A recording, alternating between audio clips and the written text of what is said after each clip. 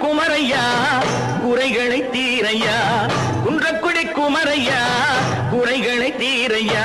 வளமும் பொருள் நலமும் வளரும் அருள் இறையும், வளமும் பொருள் நலமும் வளரும் அருள் இறையும். சண்முகநாதன் சந்நிதி கண் கண்ட நிம்மதி, சண்முகநாதன் சந்நிதி